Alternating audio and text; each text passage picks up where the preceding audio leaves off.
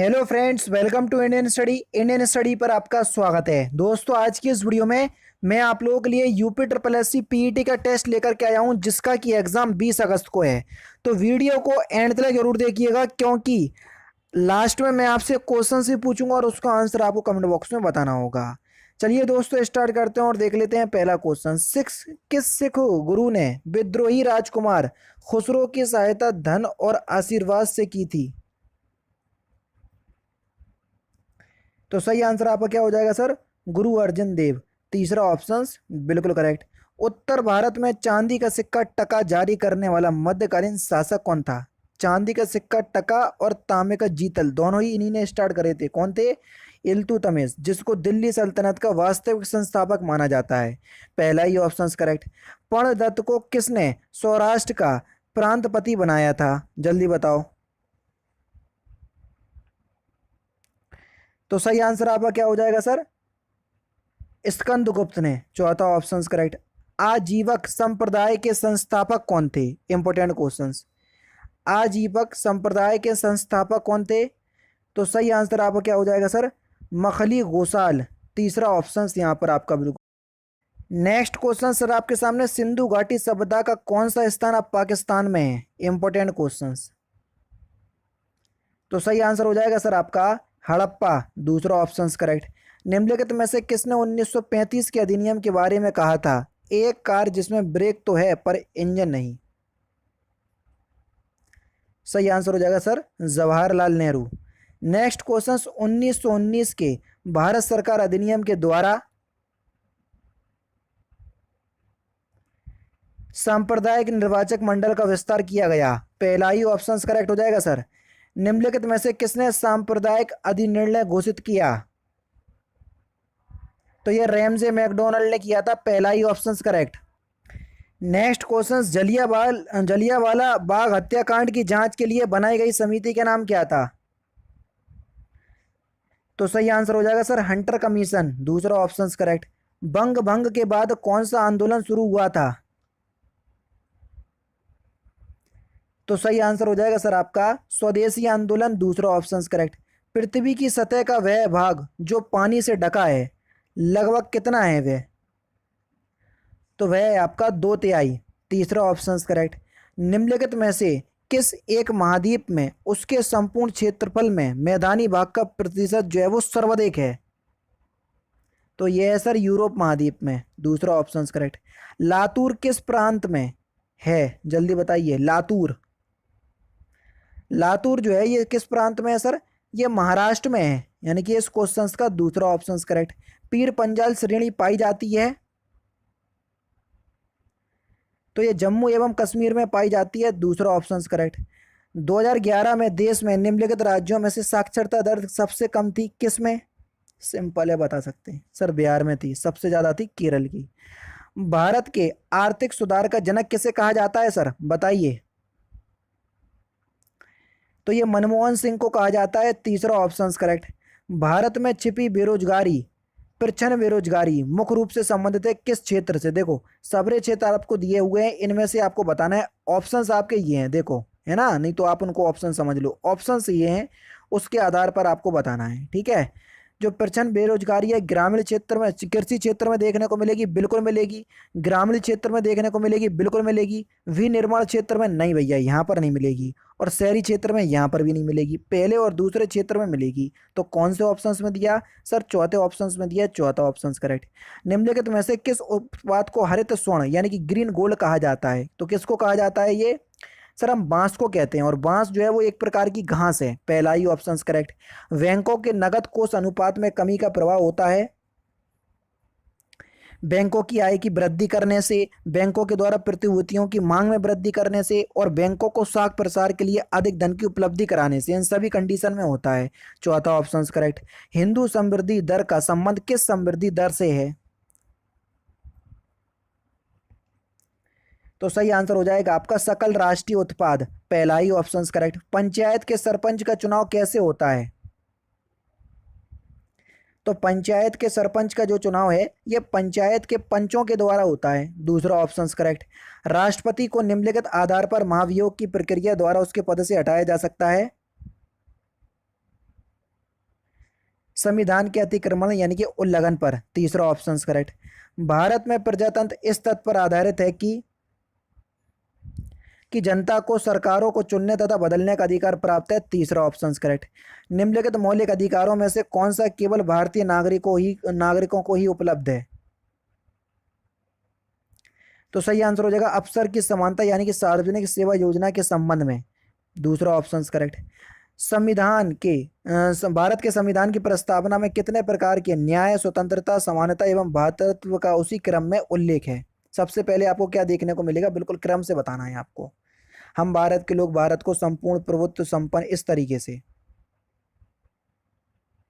तो सबसे पहले आपको क्या देखने को मिलेगा, जल्दी बताओ। देखो तो पहले तो आप इस पे 1 2 3 4 इस तरीके की नंबरिंग कर लो, और भी है, बस यही है।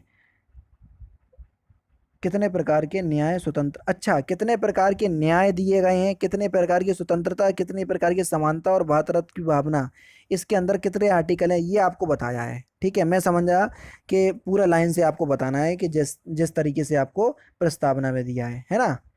तो चलिए इस क्वेश्चन का आंसर क्या हो जाएगा, 3 प्रकार के न्याय, सामाजिक, आर्थिक और राजनीतिक, स्वतंत्रता 5 प्रकार की, समानता वो 2 प्रकार की, और भ्रातृत्व की भावना 1 प्रकार की। तो यहाँ पर पहला ही ऑप्शन यहाँ पर आपका बिल्कुल क्या हो जाएगा सर, करेक्ट हो जाएगा। ठीक है, चलिए नेक्स्ट क्वेश्चन, ऊर्जा के विकल्प के रूप में किस स्वरूप को स्वीकारा जाता है? तो सही आंसर हो जाएगा सर आपका हाइड्रोजन, तीसरा ऑप्शन करेक्ट। निम्नलिखित में से किस एक का निर्माण हमारे शरीर में नहीं होता? तो सही आंसर आपका क्या हो जाएगा सर, विटामिन ए, पहला ही ऑप्शन यहाँ पर आपका बिल्कुल क्या हो जाएगा सर, करेक्ट हो जाएगा। नेक्स्ट क्वेश्चन, निम्नलिखित में से कौन सा पहला सफल क्लोन जंतु था? तो सही आंसर हो जाएगा सर आपका भेड़, पहला ही ऑप्शन यहाँ पर आपका बिल्कुल करेक्ट। इसका नाम याद रखना, डॉली पूछा जाता है। दूध का पीएच मान कितना होता है? तो सही आंसर हो जाएगा 6.6, बेसिकली तो 6.4 से 6.8 तक होता है औसत। ठीक है, चुंबकीय सुई किस तरफ संकेत करती है? तो ये उत्तर की ओर संकेत करती है। ठीक है, तीसरा ऑप्शन करेक्ट, जबकि इसका एक सिरा उत्तर की ओर संकेत करता है, और उत्तर ध्रुव और दक्षिण उत्तर ध्रुव जो होता है वो दक्षिण की ओर संकेत करता है। ठीक है, जयद्रथ दक्षिण ऑप्शन में था, नहीं था, तो उत्तर ही आंसर होगा। जयद्रथ वध किसकी रचना है? तो ये सर मैथिली शरण गुप्त की रचना है, दूसरा ऑप्शन यहाँ पर आपका बिल्कुल करेक्ट हो जाएगा। ठीक है, नेक्स्ट क्वेश्चन की तरफ चलते हैं। कहाँ राजा भोज कहाँ गंगू तेली, श्लोकोक्ति का सही अर्थ क्या है? तो सही आंसर हो जाएगा विशिष्ट और समान व्यक्ति की तुलना, पहला ही ऑप्शन करेक्ट। 4 विकल्प दिए हुए हैं, उसमें से जो भिन्न है वो आपको बताना है। हंस का आपको, अच्छा उस विकल्प का चयन कीजिए जो सही। ठीक है, हंस का आपको स्त्रीलिंग बताना है, भिन्न नहीं बताना है। तो हंस का स्त्रीलिंग हो जाएगा सर हंसनी, पहला ही ऑप्शन करेक्ट। निम्नलिखित में से अशुद्ध वाक्य आपको बताना है, कौन सा अशुद्ध वाक्य है, क्वेश्चन नंबर 39। कृष्णा जी के अनेकों नाम है, पहला ही ऑप्शन करेक्ट। विश्वानुजा किस शब्द का समानार्थी है? तो ये राधा का समानार्थी शब्द है, तीसरा ऑप्शन करेक्ट।